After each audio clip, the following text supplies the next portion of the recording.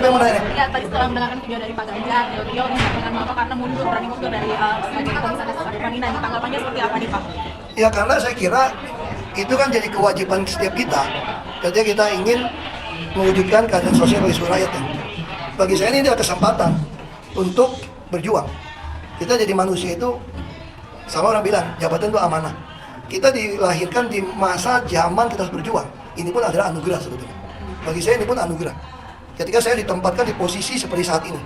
Ketika saya bisa memilih mungkin kehormatan, bisa memilih keuangan lebih baik, rumah lebih baik, atau memilih memperjuangkan Pak Ganjar dan Pak Mahfud. Nah bagi saya selalu gitu cara mengukurnya.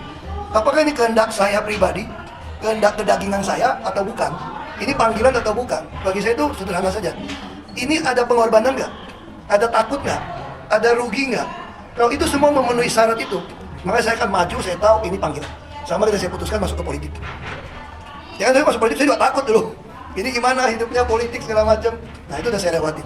Nah saya pikir di antara 3 pasang, bagi saya yang terbaik harus jadi presiden adalah Pak Ganjar dan Pak Mahfud. Itu yang kita perjuangkan. Dan kemarin sempat saya pikir toh saya tidak dimasukkan ke tim kampanye. Ya sudah, gak apa-apa kan, karena saya ditugaskan untuk menjaga uang Pertamina nih, uang negara. Tugas saya kan memperbaiki defisit anggaran berjalan dari impor yang begitu banyak.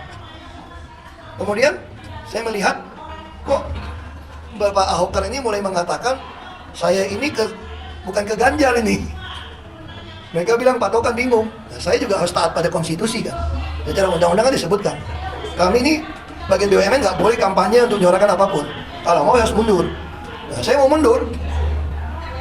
RUPS tahunan belum jalan lagi. Sedangkan RKAP yang udah saya pleterin sampai berbulan-bulan, udah kita awasin, sampai ada KPI kita awasin, semua target kita awasin, termasuk transisi energi. Kita udah bisa putuskan kita ke depan salah satu yang favorit adalah hidrogen. Karena Petronas dia udah bisa tuh dari air sumur bor dipecahkan dengan katalisnya jadi H2. Nah ini masa depan kita. Kita bayangkan kalau semua bahan bakar pakai hidrogen ke depan, kita nggak ada impor nih. Bisa pakai buat industri segala macam. Indonesia kaya luar biasa. Terus kalau dia mau yang green, kita punya geothermal gitu baik. Nah saya 4 tahun di sana, kita udah hampir tahu semua soal energi. Nah, terus saya masih khawatir juga kalau saya keluar, nanti yang mengawasi manajemen risikonya siapa? Selama ini kan saya dengan dibantu teman-teman di komite pemantau investasi sama manajemen risiko, kita bisa tahu nih investasi mana, mau akuisisi mana yang tidak layak. Dulu sempat ramai kan di berita, saya dimaki-maki dari, ya ada pejabat menteri yang maki-maki, kalau nggak sepakat berhenti saja. Saya dipaksa untuk beli proyek Odin, street scooter di mobil listrik di Jerman. Ya saya tolak. Nggak pantas beli barang itu, sekarang terbukti bangkrut kan?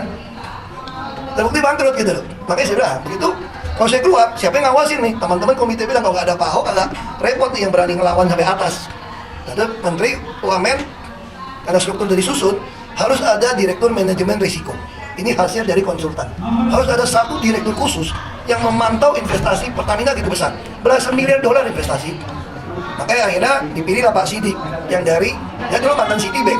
Orangnya dari dulu berkecimpung hanya khusus manajemen risiko di Bank Mandiri. Nah ini berarti udah aman. Lalu kita juga berpikir, Dirut itu terlalu sibuk, jadi Dirut Pertamina gitu besar, banyak upacara, di undang-undang mana-mana. Lalu yang sehari-hari kalau lagi nggak ada Dirut siapa? Makanya dulu sempat ingatkan ada oknum DPR yang bilang gini, Ahok itu komut rasa Dirut ya. Saya bilang saya bukan komut rasa Dirut, saya Dirut nyaru komut, saya bilang. Saya Dirut nyaru komut, saya masih tungguin itu investasi semua. Ketika nggak ada, saya masih panggil semua subholding dari itu semua. Ketika ada terbentuk subholding semua, ketika mulai terbentuk, masih ada wakil Dirut berarti untuk operasional. Dan saya menemukan Pak Wiko ini dari hulu, dia kerjasama dengan sangat baik. Dan orang ini sangat berani. Ketika kami ada dispute dengan pengusaha, mesti bayar 2 triliun lebih, saya suruh tahan. Saya bilang, lu berani gak tahan? Kalau dipecat dari yang perintah-perintah gimana? Jabatan itu amanah, dia bilang. Kalau sampai saya harus dipecat pun saya gak apa-apa. Ini orang profesional. Nah, dan 31 kemarin, Januari, Pak Wiko jadi lantik jadi wakil Dirut, dapat SK. Berarti saya tahu ini saatnya saya keluar ini.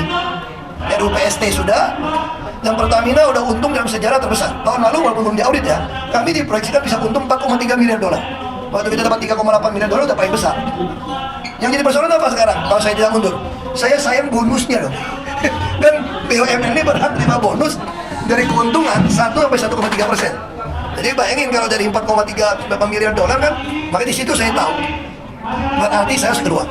Karena satu-satu saya tidak mau keluar, saya egois, tidak mau perjuangkan Ganjar dan Mahfud. Ini memperjuangkan keadilan sosial bagi seluruh rakyat.